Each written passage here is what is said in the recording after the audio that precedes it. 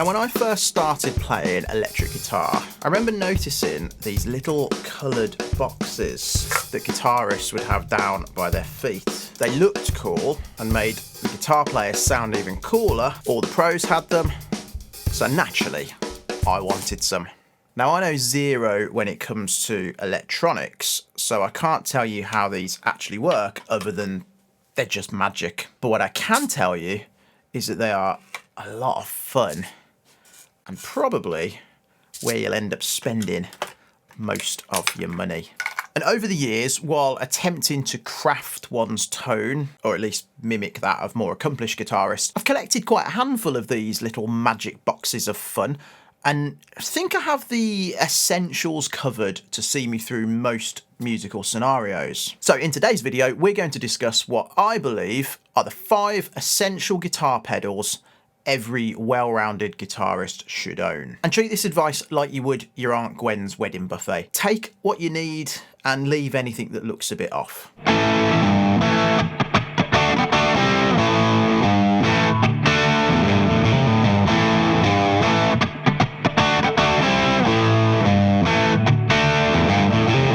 Now, pedal number 1 is some sort of drive pedal. Now, that could be overdrive, could be distortion, but I think regardless of what genre of music you play, even if you don't consider yourself to be a particularly rock guitarist, I think everyone is going to need just a little bit of saturation, a little bit of grit, sprinkling of seasoning. Now, this will absolutely come in use if your guitar amp only has a clean channel, as to get any form of drive, you'll have to run it through an overdrive or distortion pedal. But even if, like me, your amp does have a drive channel, you'll probably still want the option to colour your sound, or have 2 sounds that you can easily flick between, a rhythm and a lead.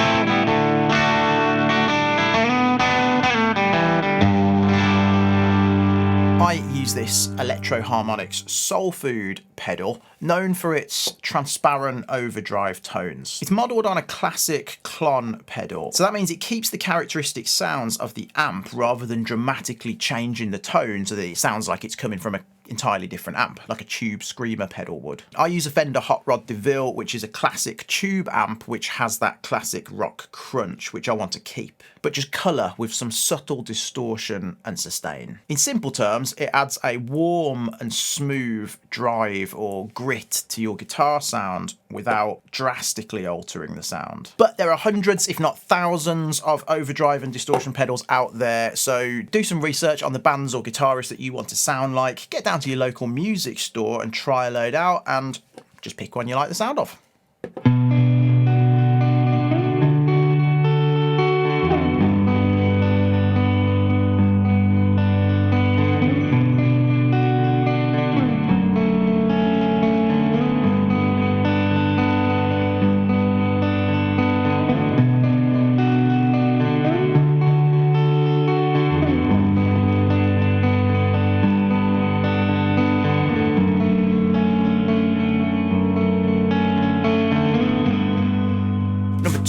I would say is a delay pedal. Now, delay pedal is going to add depth, dimension and texture to your playing. Delay pedals produce echoes of your guitar notes, which, depending on your delay settings, can either be really obvious echoes that take a long time to die out or decay, or can be a really subtle, almost unnoticeable echo that just serves to add some texture to your playing. Now, I've put this pedal in the number 2 slot, as delay is an effect that really colours and enhances your sound, but can also be used in quite a lot of different genres or guitar scenarios. This particular Boss DD3, for me, serves as a pretty much always on pedal. The settings may change depending on the style of music I'm playing, but I find that some subtle delay, particularly when playing lead guitar, just helps my guitar to sound bigger and more expressive. I often use delay on lead guitar or solos with just a short slap back repeat, which really just helps to fill in the gaps, giving the notes a sense of sustain.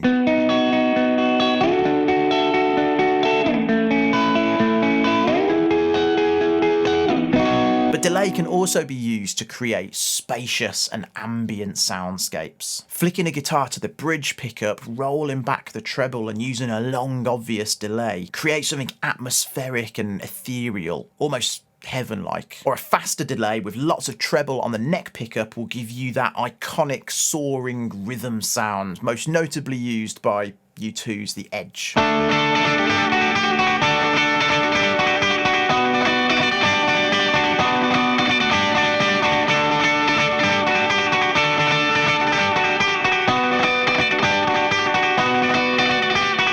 Okay, pedal 3 for me is some kind of fuzz pedal.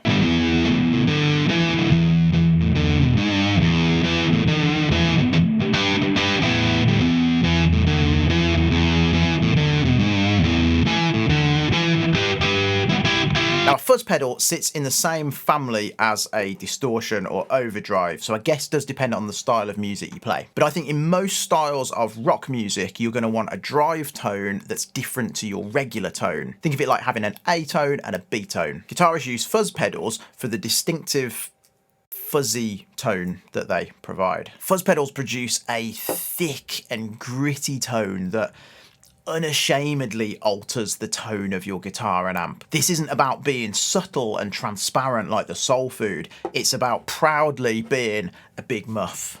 Or a little big muff in my case. Fuzz pedals are often associated with the sounds of rock, blues and psychedelia from the 60s and 70s. Many iconic guitarists such as Jimi Hendrix and Eric Clapton use fuzz pedals to craft their tone. Fuzz also generates a sustain-rich tone which can really help prolong your guitar notes. This is particularly great for guitarists that play less complex riffs or solos and they want their notes to ring out and sustain for longer periods. They're also really good fun to play.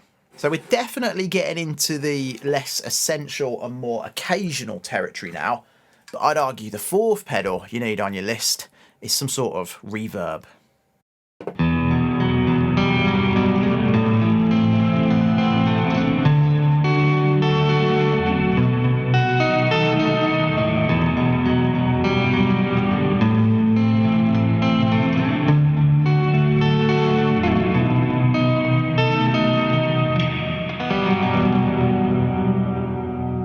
Now, in the same way that fuzz and drive sit next to one another in the pedalboard sonic family, delay and reverb also have suspiciously similar hair and eye colouring. But delays can't do what reverbs can do, and reverbs can't do what delays can do. So, I think you need both.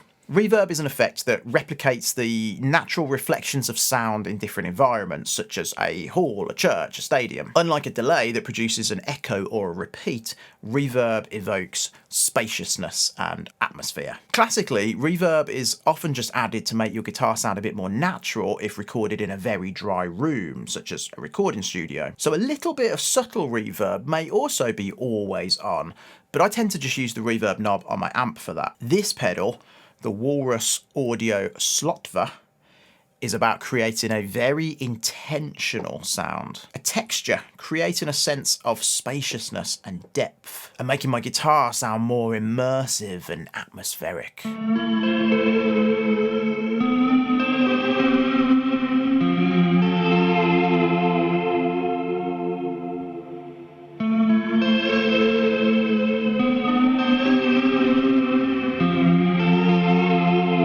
It is an acquired taste, and admittedly a pedal I haven't quite got my head round yet, but at least in theory it's used to create more expressive, dreamy and otherworldly sounds. Super cool and super fun to get creative with. And lastly, pedal number 5, I'll be honest, I don't use all that often, but I'm glad it's there, is a tremolo.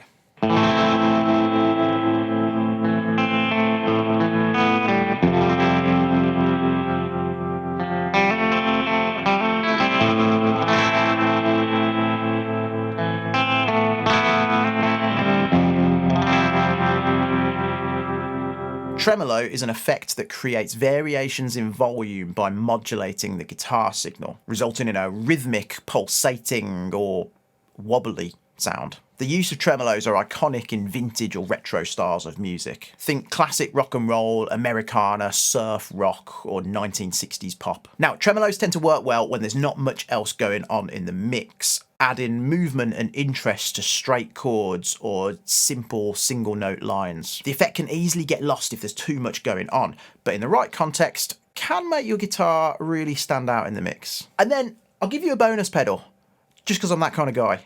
Get yourself a digital tuner.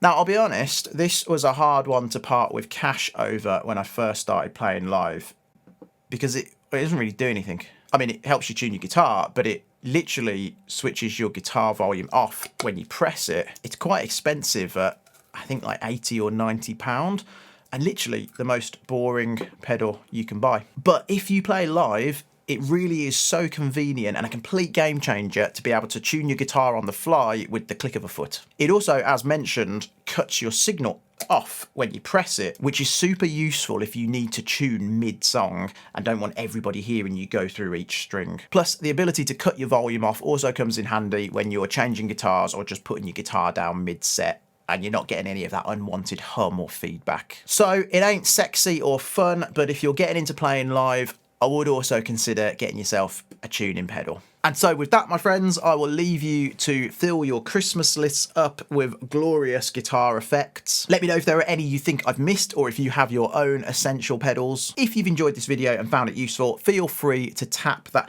no, in fact, stomp that like button like it's a big muff. And if you're feeling really kind, please do also consider subscribing. It really does mean a lot. And with that, I'll see you in the next video.